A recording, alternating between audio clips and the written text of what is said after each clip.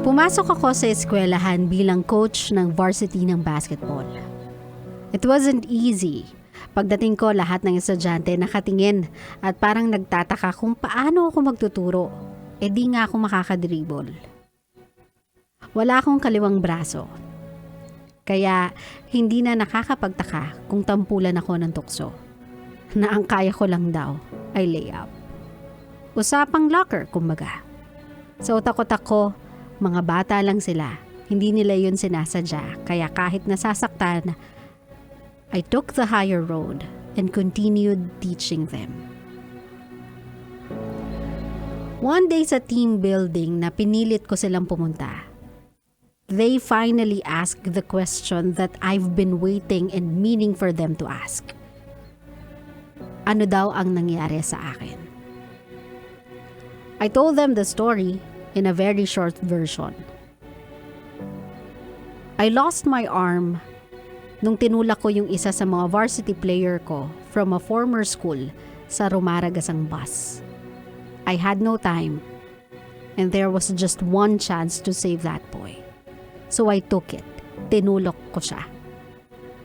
But the impact ng bus on my left arm was so severe na nadurog yung buto ko at hindi na kayang isalba. You see, my team are like my child.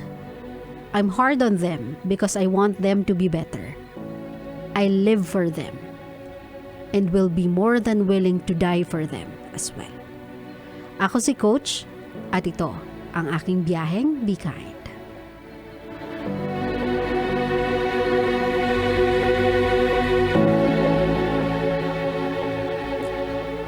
Sabi nga nila, my love, every scar sa katawan ng tao, there is a story behind it. Every amputation, every stitches, there are stories as to how you got them and why. So kapag may nakita kayong ganun, my love, go easy sa mga jokes ninyong immature.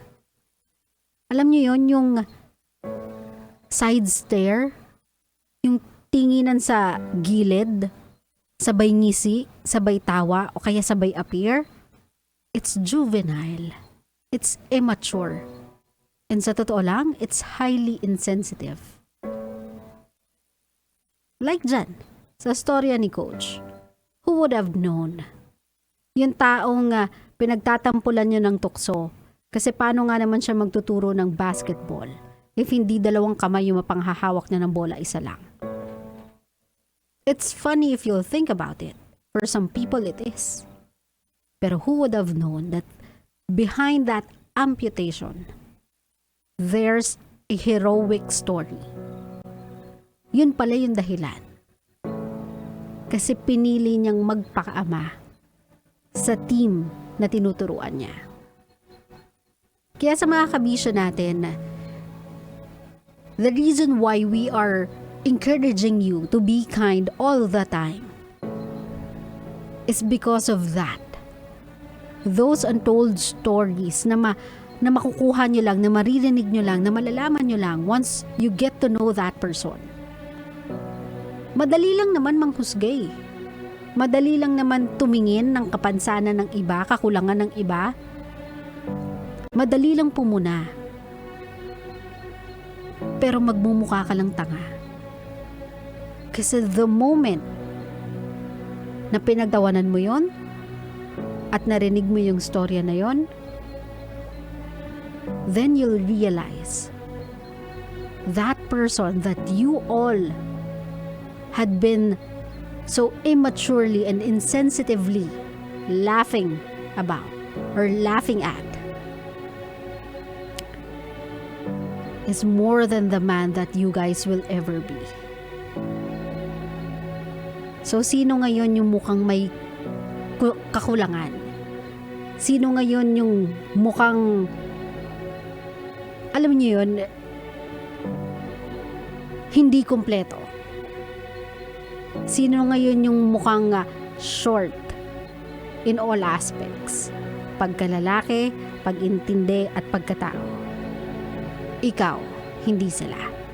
So again, my love, I hope the story of Coach will be a reminder to everybody that we have to be kind. Especially to those people na merong physical disabilities. Kasi yung physical disabilities nila, my love, kada isa yan may story. Story that will humble you kapag napakinggan mo. Klaro? Klaro.